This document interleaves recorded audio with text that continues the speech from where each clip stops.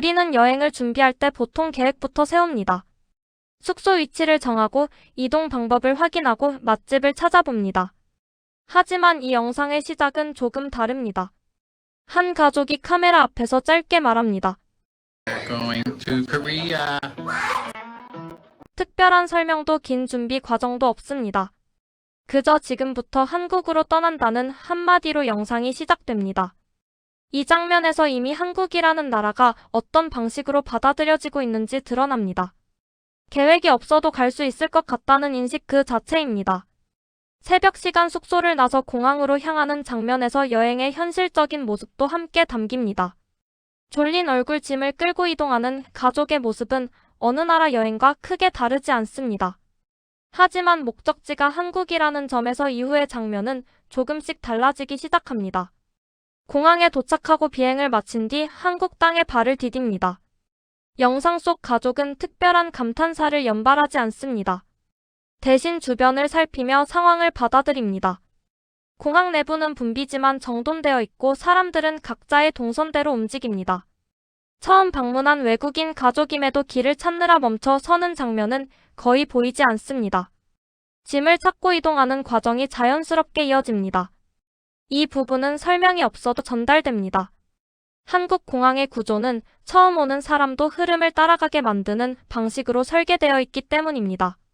이어서 이들이 처음 마주하는 현실적인 문제는 교통카드 구매입니다. 지하철과 버스를 이용하기 위해 반드시 필요한 카드입니다. 직원이 영어를 하지 못해 잠시 어려움을 겪는 장면도 그대로 담깁니다. 하지만 중요한 건 그 다음입니다. 도움을 받아 결국 카드를 손에 쥐고 이동을 시작합니다. 여기서 영상은 한국의 대중교통을 있는 그대로 보여줍니다. 복잡한 설명 없이도 노선은 한눈에 들어오고 열차 내부는 조용합니다. 창밖으로 보이는 가을 풍경과 함께 가족의 표정도 점점 풀어집니다.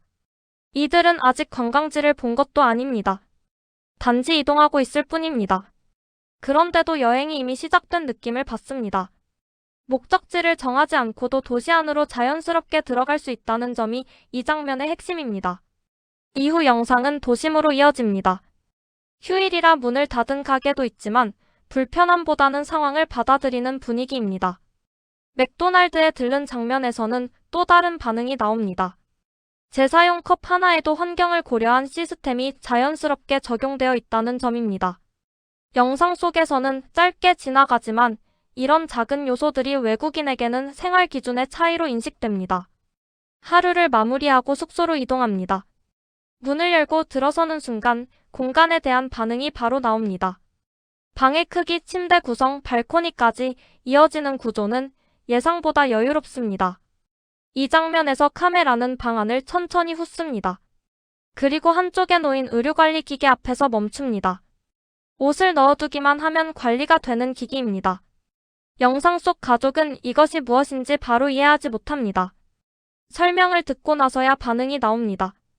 여행 중 옷 냄새를 해결해야 했던 경험과 비교되면서 이 기계는 단순한 가전이 아니라 생활 방식의 차이로 받아들여집니다. 다음날 아침 영상은 비교적 조용하게 시작됩니다. 잠옷 차림으로 간단한 아침을 먹고 한국 간식을 하나씩 맛봅니다. 특별한 리액션 없이도 표정에서 반응이 드러납니다.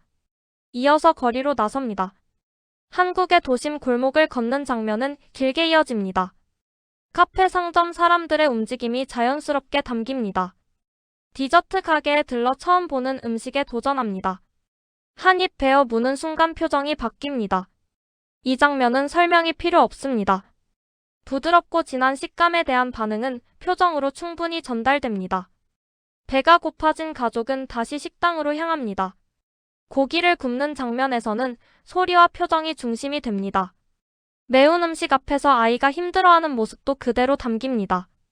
억지로 미화하지 않고 솔직한 반응을 보여주는 점이 이 영상의 특징입니다. 하지만 식사 전체에 대한 평가는 긍정적입니다. 고기에 대한 만족도는 분명하게 표현됩니다. 이후 영상은 놀이 공간과 화려한 거리로 이어집니다. 색감이 강한 공간을 지나며 아이들의 반응도 커집니다. 에너지가 높은 장면 뒤에는 다시 차분한 먹방이 이어집니다. 떡 디저트입니다. 과일과 파트의 조합은 낯설지만 먹고 나서는 고개를 끄덕입니다. 이어서 등장하는 타코 가게 장면은 이 영상의 중요한 포인트 중 하나입니다. 한국에서 타코를 먹는다는 선택 자체보다 그 타코가 만들어진 방식이 인상적입니다. 주인은 유튜브로 레시피를 배웠다고 말합니다. 그리고 결과물은 예상보다 뛰어납니다. 가족의 반응은 과장 없이 솔직합니다. 지금까지 먹어본 타코 중 최고라는 평가가 나옵니다. 이는 단순한 음식 평가가 아니라 한국의 학습 문화와 적용 속도를 보여주는 장면입니다. 여행의 마지막 날 비가 내립니다. 영상 속에서는 이 비 오는 장면을 길게 담습니다. 떠나기 전 도시를 다시 바라보는 시선입니다. 도넛 가게를 찾는 과정도 이어집니다. 하드웨어 상점과 함께 운영되는 독특한 공간에서 도넛을 먹고 바로 추가 주문을 합니다. 그렇게 이들의 여행은 마무리됩니다. 여행이 끝나갈수록 이들의 반응은 점점 차분해집니다. 처음처럼 놀라거나 감탄하지는 않지만 대신 익숙해진 모습이 보입니다. 길을 걸을 때의 속도, 식당에서 주문하는 방식, 이동하는 동선까지 자연스러워집니다. 이 변화가 바로 여행의 결과입니다. 한국이라는 공간이 낯선 무대가 아니라 잠시 살았던 동네처럼 느껴지기 시작한 겁니다.